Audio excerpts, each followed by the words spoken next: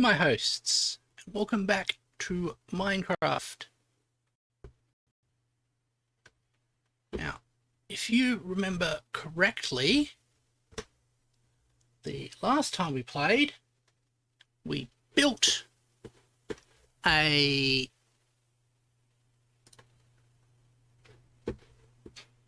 handy-dandy little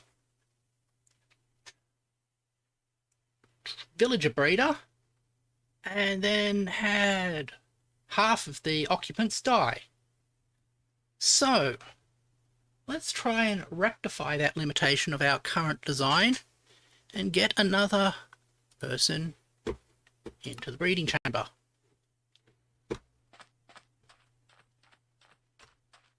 So we have boat to steal people with.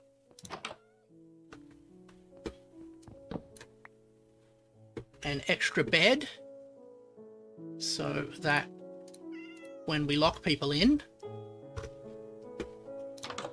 we don't get stuck. And I am not sure of the time. I think it is middle of the day, but it is raining.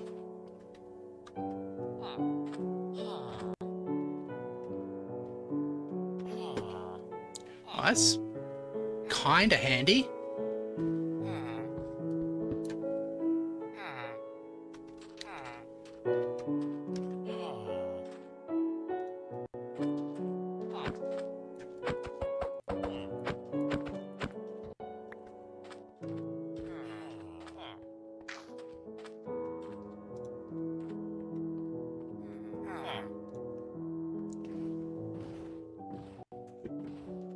Okay.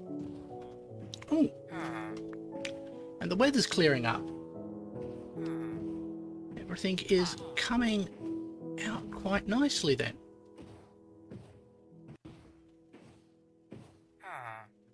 Right. Oh. Hello, cat. Excuse me, cat. There we go, around it.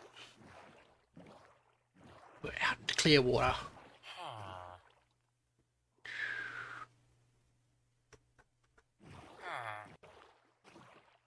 Now, oops, wrong way. Yeah.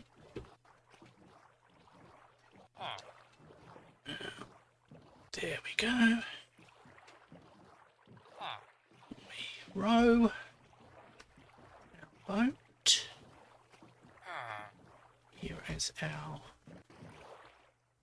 villager breeder with our villagers stuck inside it.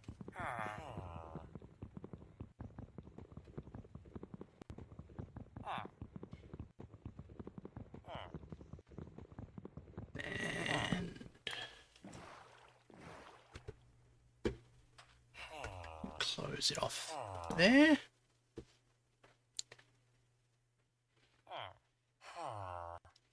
We've got glass panels to close it up behind us.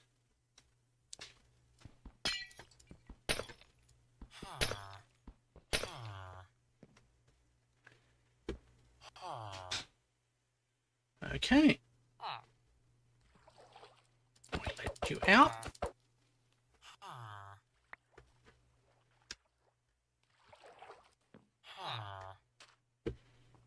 Now, hopefully both of you can find your ways to the beds.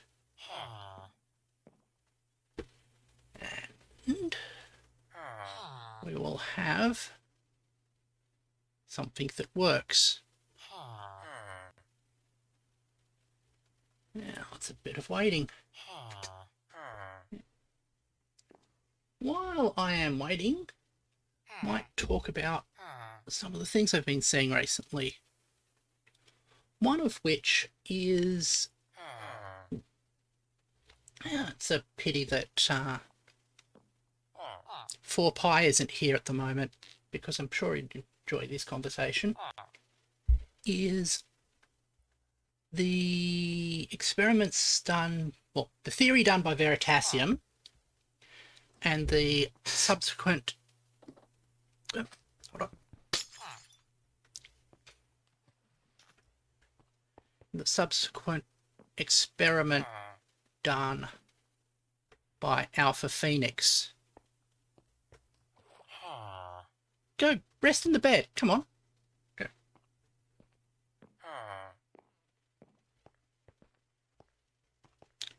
They're perfectly good beds. You can go to sleep in them.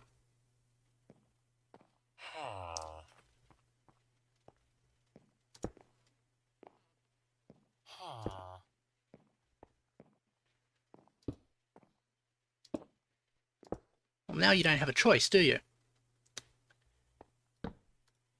Anyway. Yeah. Experiments done by theory done by Veritasium. Experiments carried out by Alpha Phoenix on the topic of how does electricity flow and travel. And basically the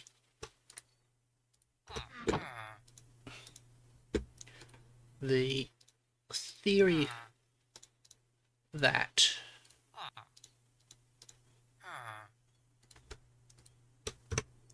Veritasium was covering was the fact that electricity doesn't travel through the wires, but travels through the entire electromagnetic field around the wires as well. And he proposed a thought experiment of two very long wires, a very long loop of wires, basically going parallel out a light second and returning back again. And with the light bulb that was very close to the switch in physical distance, but about 2 light seconds via the wires. And he stated that if you close the switch, you'll see a little bit of current almost immediately from the wires, sorry, across the light bulb, and then you'll get the rest of the current after it propagates along the wires. And what happened is that Alpha Phoenix reproduced this experiment in basically reality. He didn't have a light second's worth of wire, but what he did have was about 1 kilometre.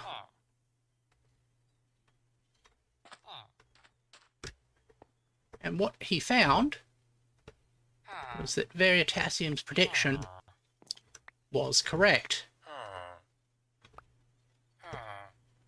They did, in fact, get an almost immediate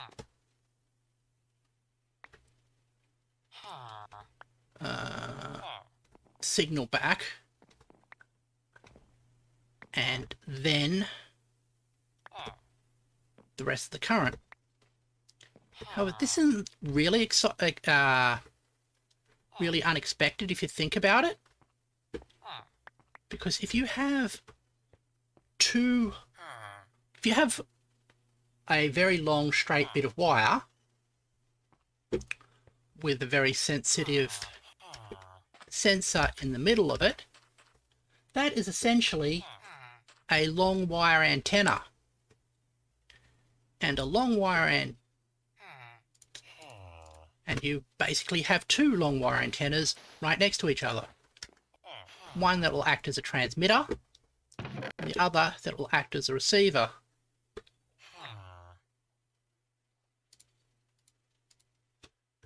So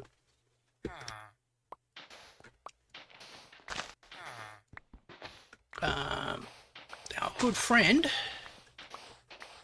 well, not even a good friend, but Alpha Phoenix was essentially reproducing some of the early experiments in electromagnetism and radio.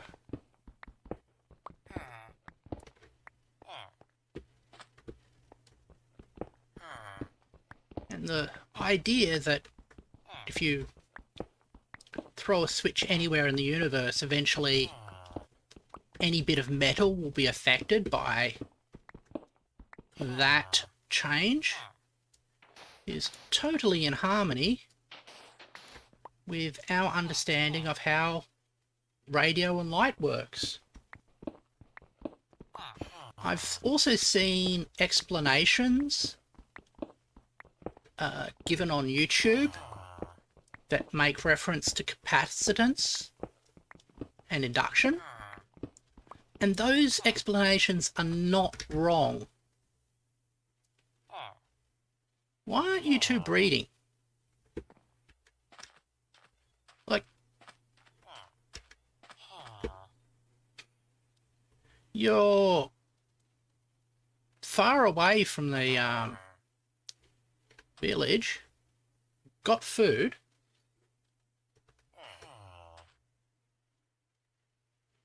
don't have anything above you. Yeah. As I was saying, those explanations are not wrong. However, inductance and capacitance is just a simplification or an abstraction of basically the concepts of Maxwell's equations. Now, well,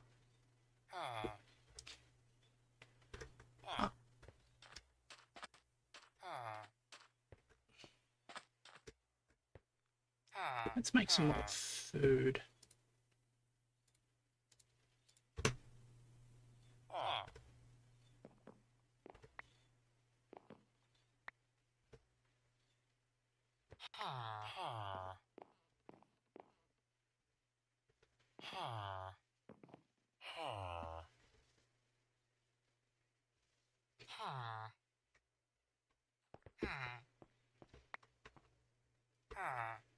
Well, I'm not picking up the food anymore, so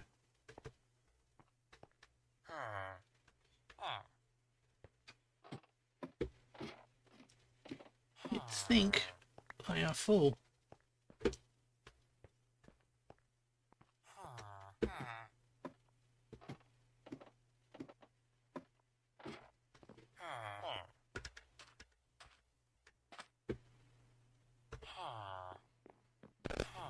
Oh, they are actually interested in the food.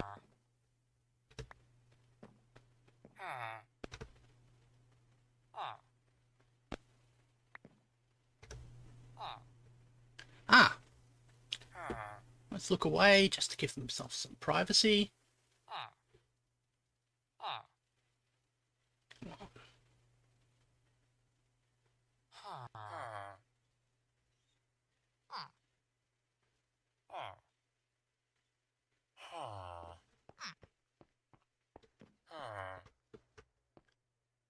Yay!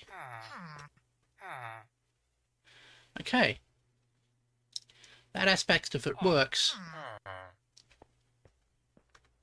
Now, the next step is to cover all the beds in 2 layers of carpet to force the people to stand on the fence post, and then the kids will drop down the hole.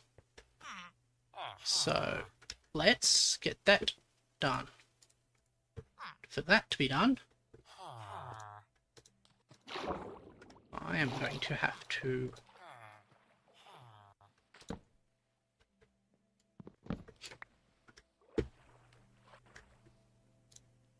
that was embarrassing. Yeah. For that to work, I'm going to have to row back to my house. I think we can do a shortcut going down this way. And grow some grass.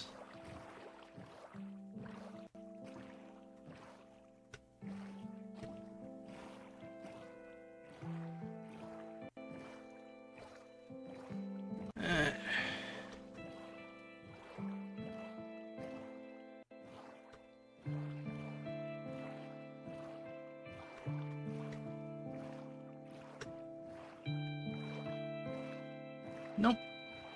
It's a different route.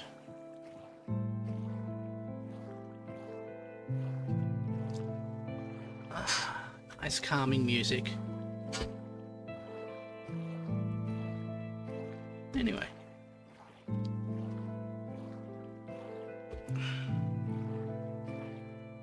Now, we get back to our house. Grass has grown a little bit, and we go down. Yeah.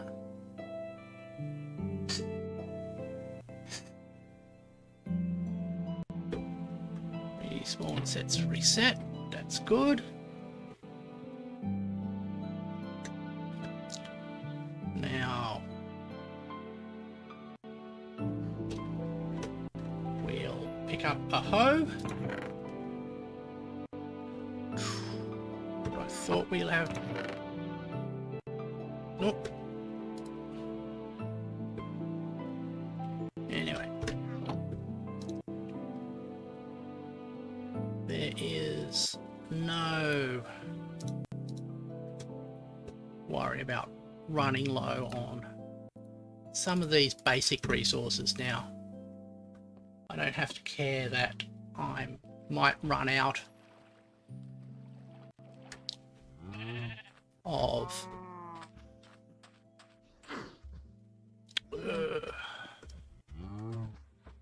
stone or wood, as long as I keep up with my basic things. And we can feed some of this wheat to the cows. If I feed wheat to that, will you repair your... No? Right. That's good to know as well. That feeding sheep grass doesn't cause their wool to grow back.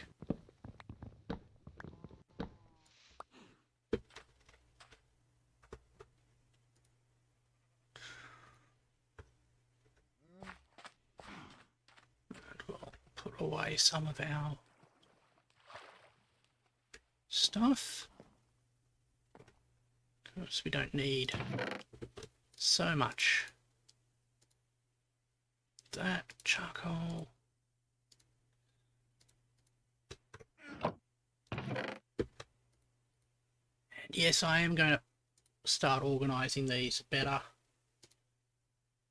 when we get the chance.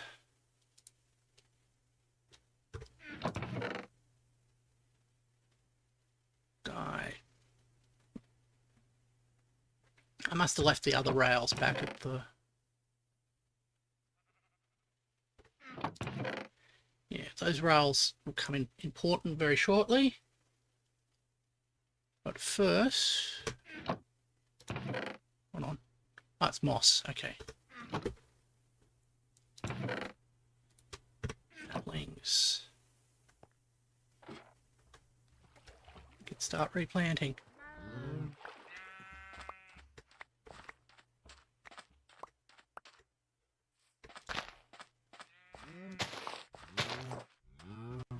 Now, here is a question.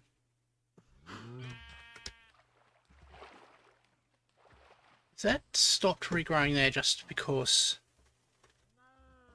Okay. We are in... What biome are we in?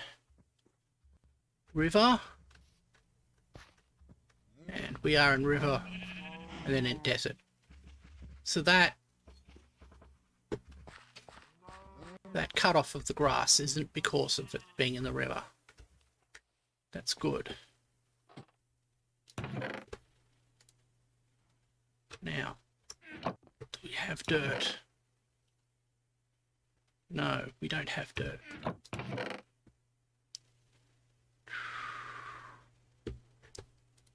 Wait, us? Oh, hi, Full Pie.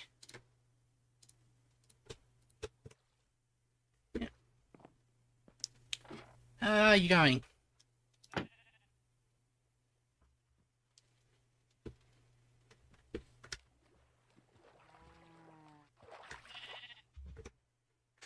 Just a second. Noticed. I just like this, right?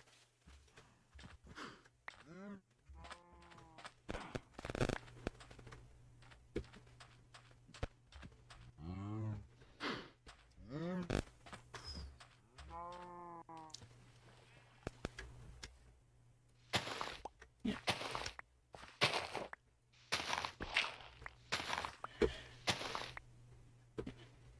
Actually, you missed it. I'll repeat myself because it's something you probably would enjoy.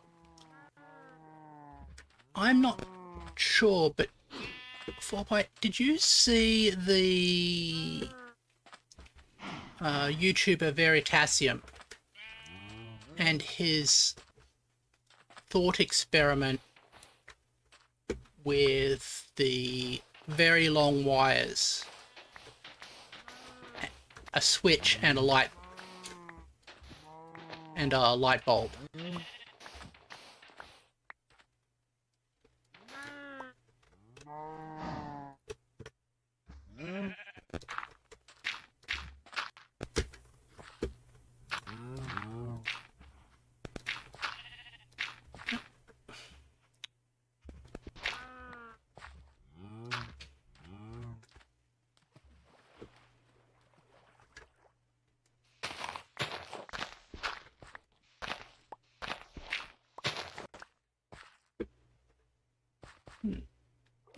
Anyway,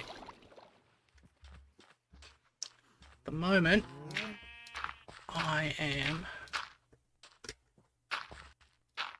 working on spreading the grass back to the sheep so I can grow some more wool.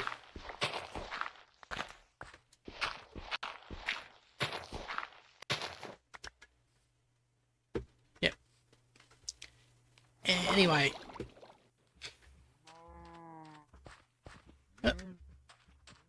the experiment, it's kind of difficult to explain in words, but actually he basically set up as a thought experiment first. The channel is Veritasium.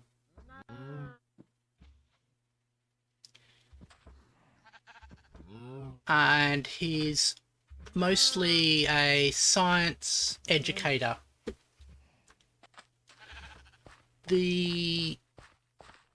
That's grown. The thought experiment was if you have, say, a very long wire in a rectangle,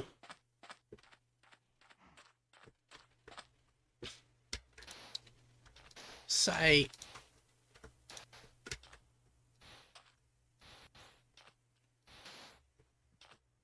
something, yep,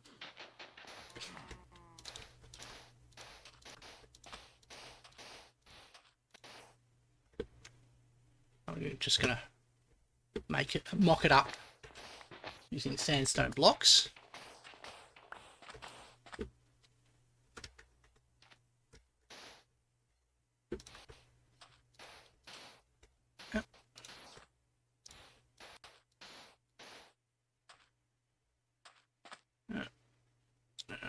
So in the middle here,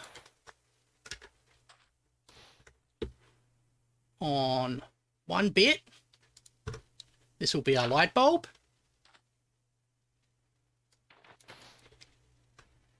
And on the other bit, we'll call that our switch. And there's a switch, and there's a battery here.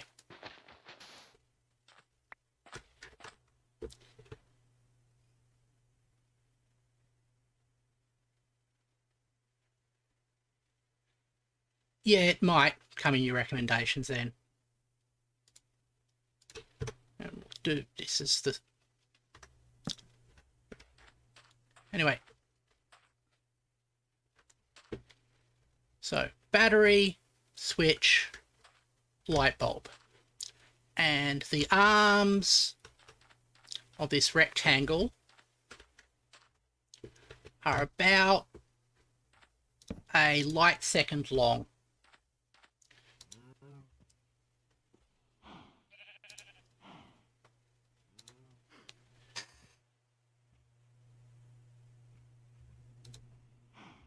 And when the theory that, well, hypothesis that he was proposing is that when you close the switch, almost immediately a tiny bit of current will flow across here before the electricity travels all the way along the arms. And his explanation for that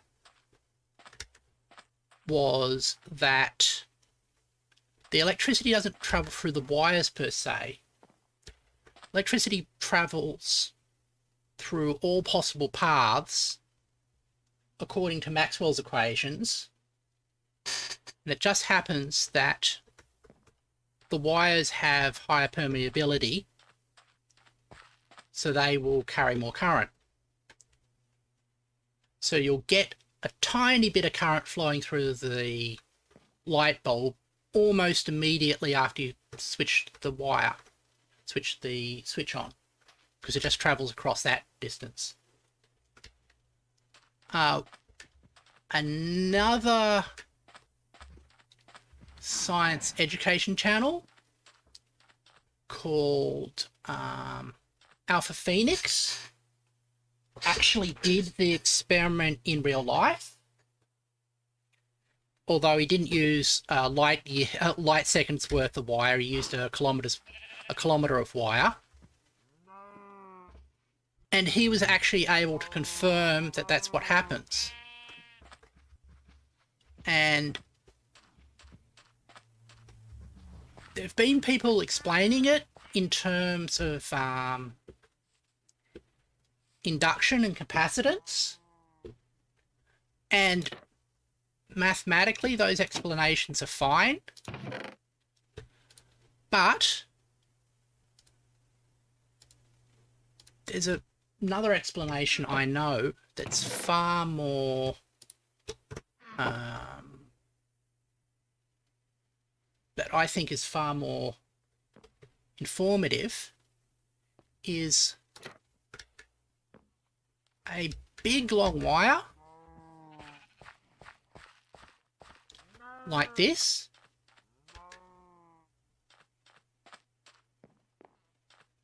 That is basically a long wire antenna. So if you're flicking a switch here, this is acting as an antenna and transmitting that information.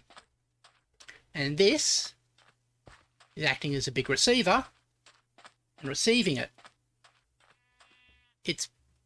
This entire experiment is basically reconstructing the spark gap transmitter experiments that were done like at the start of the development of electrical theory. So anyway, while I'm waiting for literally the grass to grow, I'm going to head down and start doing a little bit of mining underneath it, just to get a bit more resources.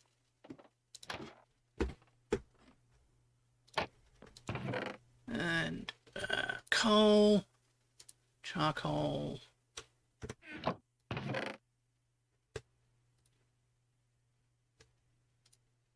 Actually, also, I'm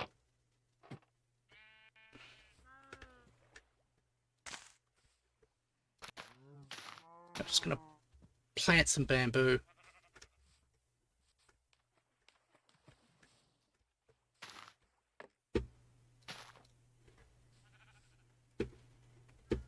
This is really good to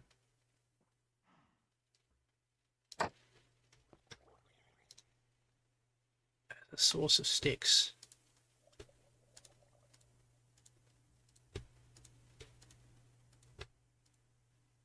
And put that away there. If we do a bit more mining, we'll probably be able to get some more iron as well and start on an automated bamboo farm, which will be also helpful.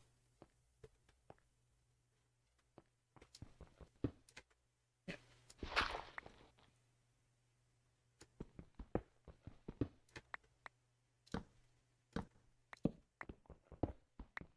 Yep. Once we get the automated bamboo base up.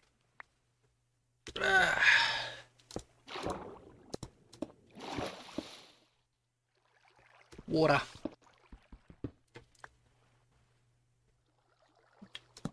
It's a little irritating. This new version of Minecraft is a bit wetter now because it has all these flooded underground caves.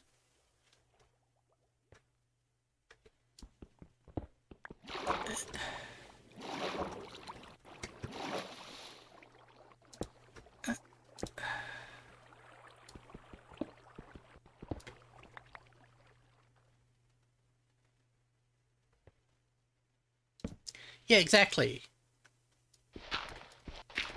Yeah, that's another way of explaining it. Yeah. I mean, that's why simple antennas are called dipole antennas, because because they work by creating a simple dipole over a short period of time. But one of the curious things about science at some points is you can get explanations of how things work, which in words differ, but when you turn it into when you look at the mathematics of it, they come out to being the same.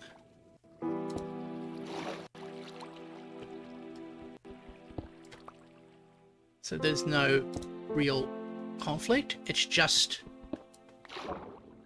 different ways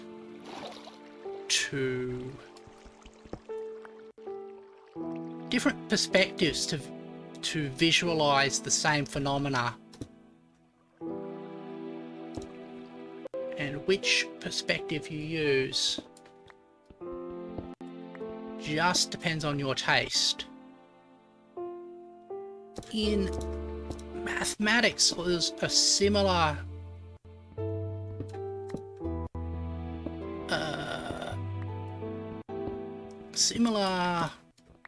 idea called isomorphisms, and basically two systems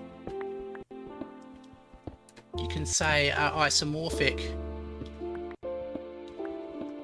if you can set up a rule that allows you to map everything from one to the other. That's an oversimplification, but... oh cool. Like, for example, you can think about Boolean logic as true and false, 1 and 0. But say you have a system that has 1 and 0, and you have that system having the plus operator, having the rule that 1 plus 1 equals 1, and the multiplication rules having the same rules as they had before. The thing is, that system is the same as, works exactly the same as Boolean logic, with multiplication being your AND operator and addition being your OR operator.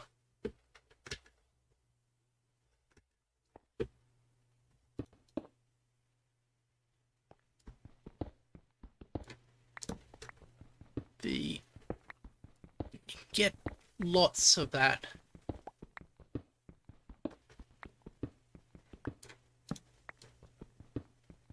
Another example like that of systems being isomorphic to each other is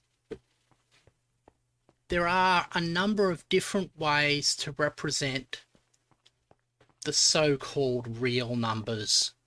Yeah. Anyway, I don't like real numbers being called real numbers.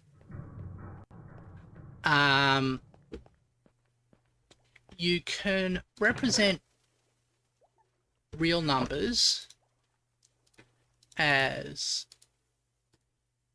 I can't pronounce the guy's name. Die-card cuts, which is, you say that the way you represent a real number is by having a set, or two sets, set of all numbers that are greater, or all, having a set of all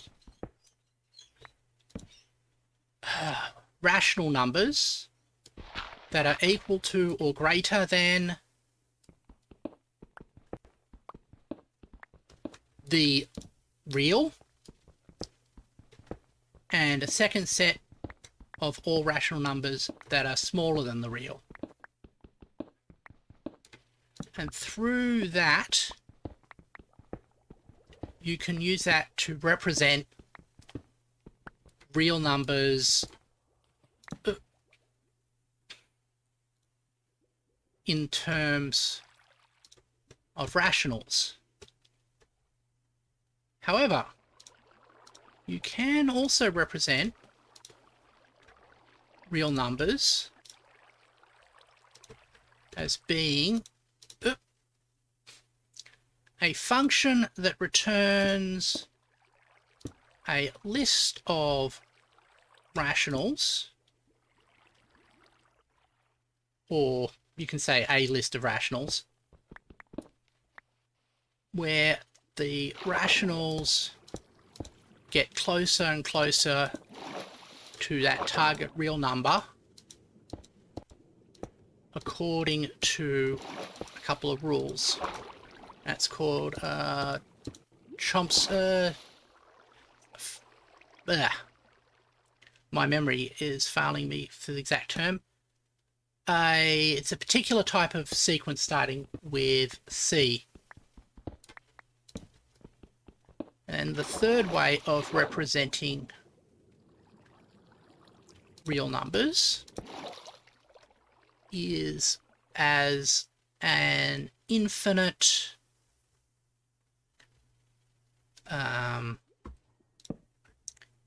list of, well, typically you use binary digits. And so you have, well, you can use any digits, honestly, but it's basically the same. It's the same way you would write it out, although you have a theoretically infinite list, because real numbers can go on forever. And you can define your rules of multiplication and addition and division on all of those systems, and you can prove that all of those representations of the real numbers will work in the same way. So you'll get the same number rules, the same sort of arithmetic rules that you would expect numbers to have.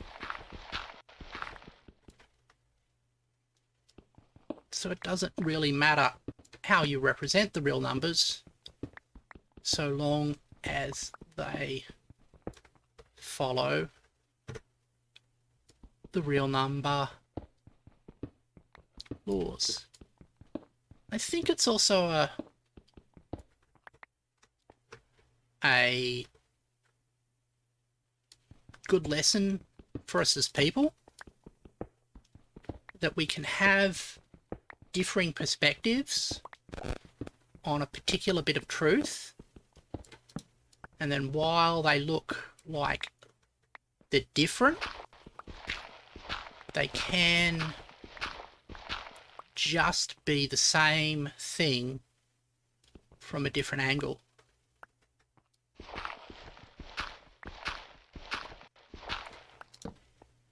Yep.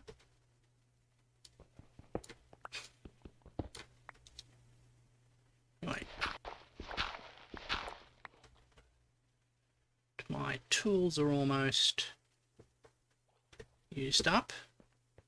And I've got plenty of iron, which we can cook into, well, plenty of iron ore, which we can cook into iron proper.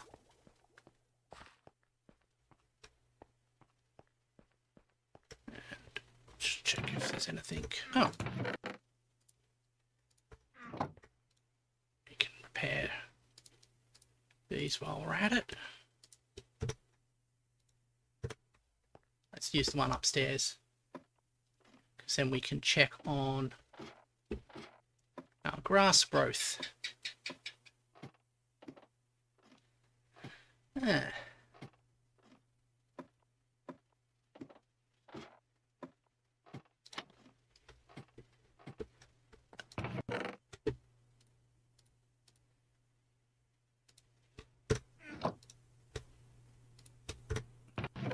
Did I just use up all my coal? Yes, I did, but I've got some logs which I can...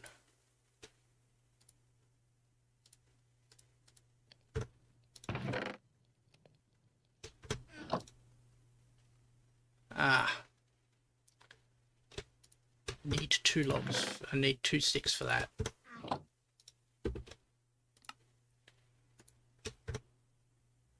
So...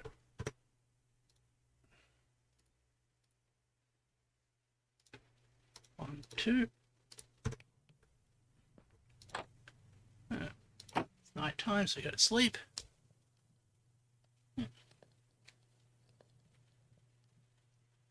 So, 4Pi, how have you been recently?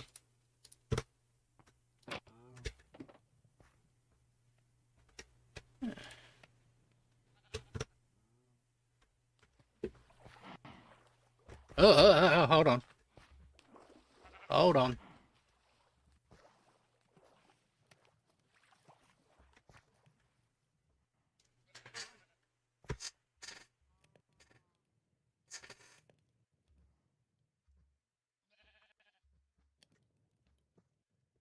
This is not nice.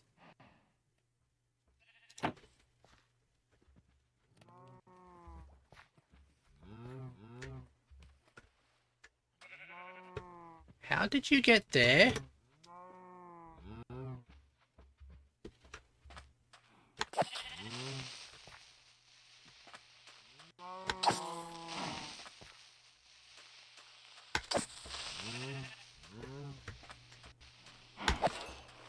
Ah. Anyway, that guy's gone.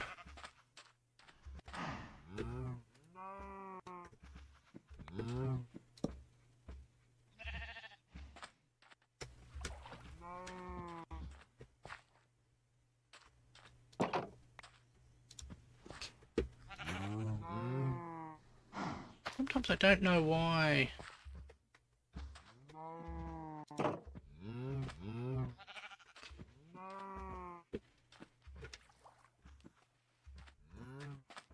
Things like that happen. Okay.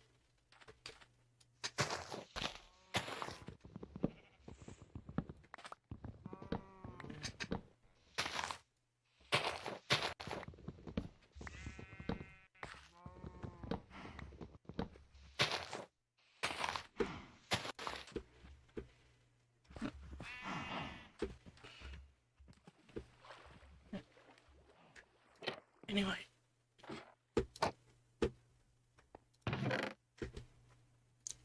Recently, my...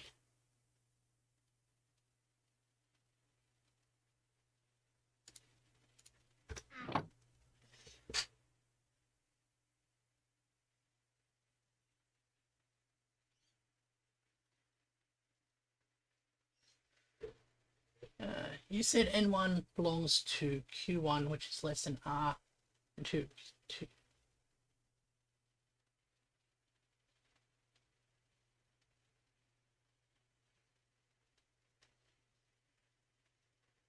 Ah, I might have confused the 2 sets, which is quite possible, because I'm recalling it off the top of my head rather than reading the textbook for die-cold cuts.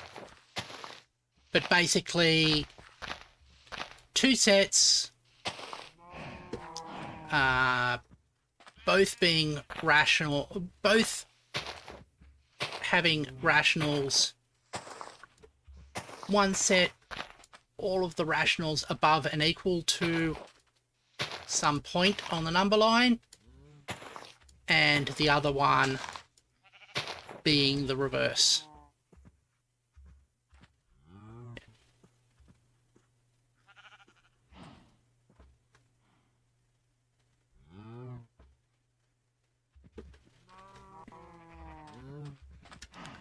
the...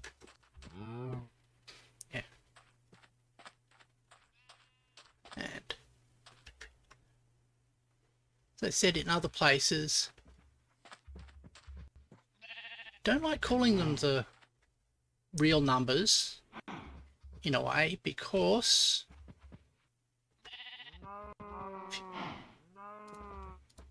most of the real numbers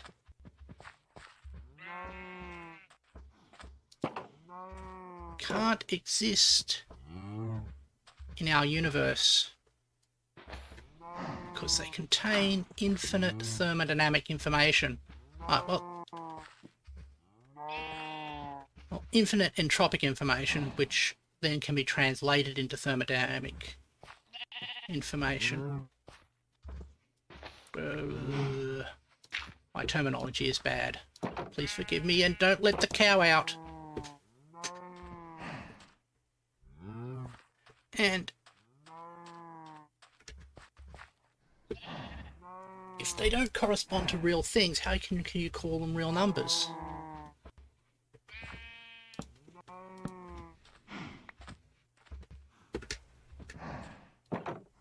In a way, those weren't ready to be ploughed out. In a way,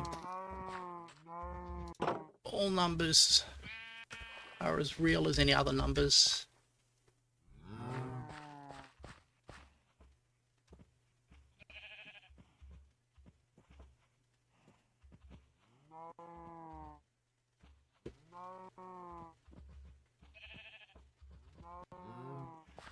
Not triplet, a pair of sets.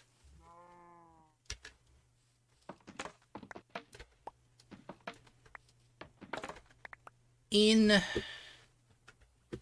mathematics, you basically want to have firm definitions of everything. And you can represent the natural numbers as being 0 and a particular function called the successor function.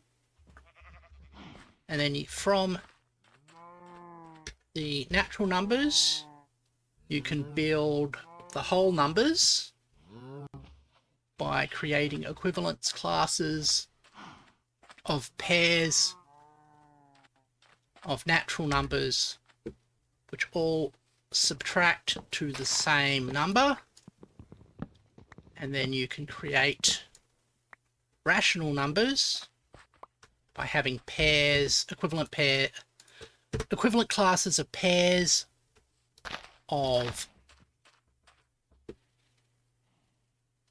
whole numbers, and then you can create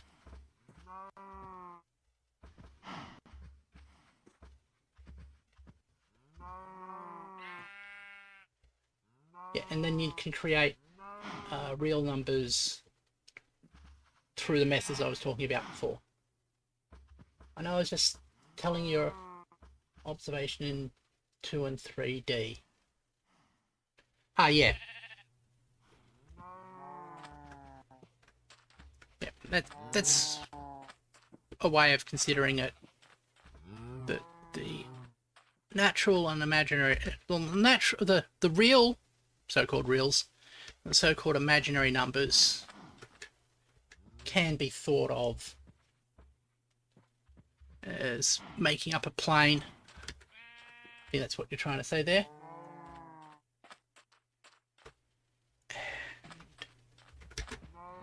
Okay. Cows. Got this grass which is slowly growing towards the thing. And we've got me, who is waiting on that, which again is not a terribly exciting bit of gameplay.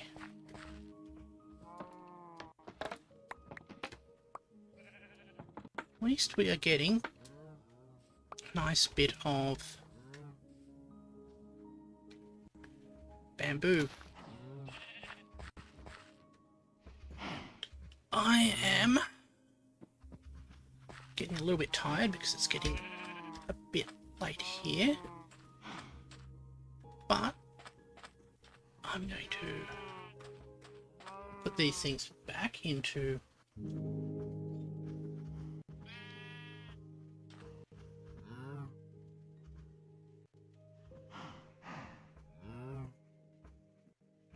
rational can be in 3. No, rationals can be in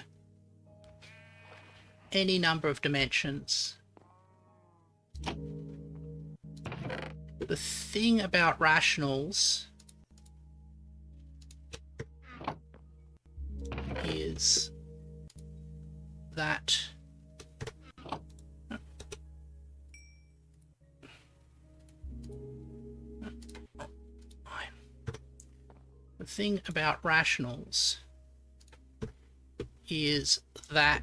they they have holes in them, basically. There are numbers that can't be represented as rational numbers. For example, the root of 2 or pi. And having that limitation reduces their usefulness for a lot of tasks. For example, you can't... Well, it is extremely difficult to do calculus with rational numbers. And there's been a long tradition in mathematics that anything that makes calculus more difficult is not is avoided. No, if rational existed in 1D or max 2D, it would be expected. I'm not sure what you mean for pi by that.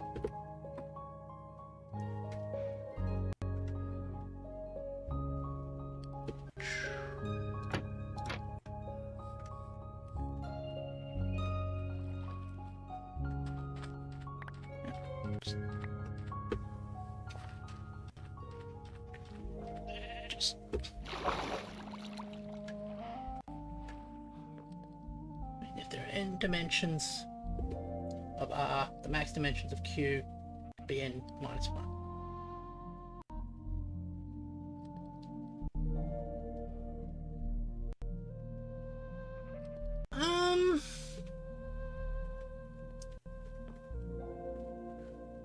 Perhaps.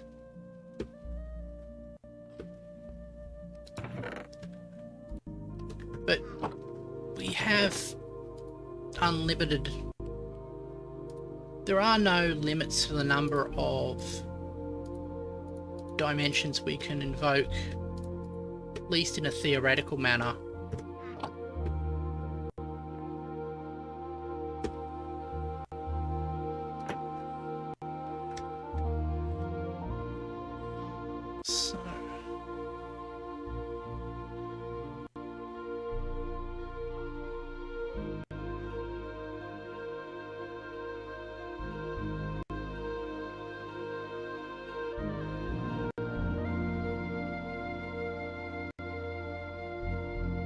Yes, it is.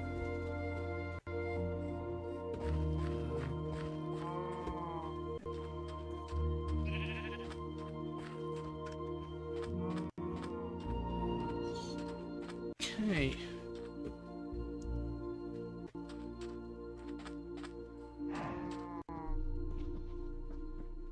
Fortunately, I am getting rather tired and having difficulty concentrating now.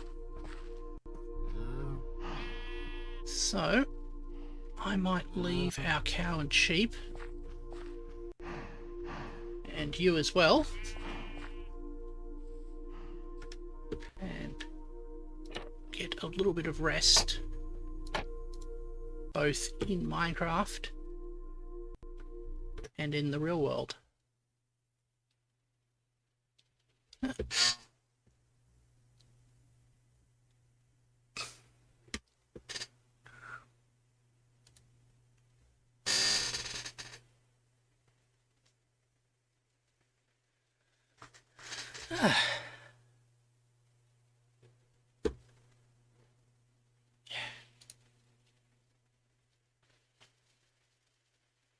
Yeah, I'm sorry. But it's been about an hour that I've been here. And I am quite tired.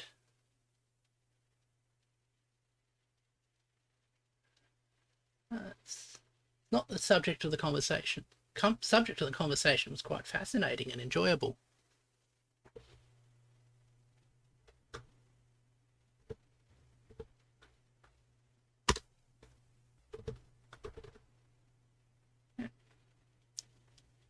It's just... I am quite pooped and running low on energy. It has been a long day.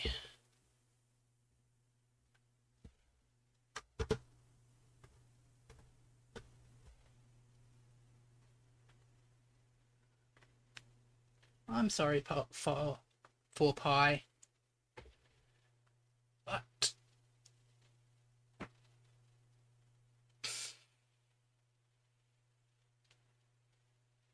that is good advice. But what I think I really need is a nap.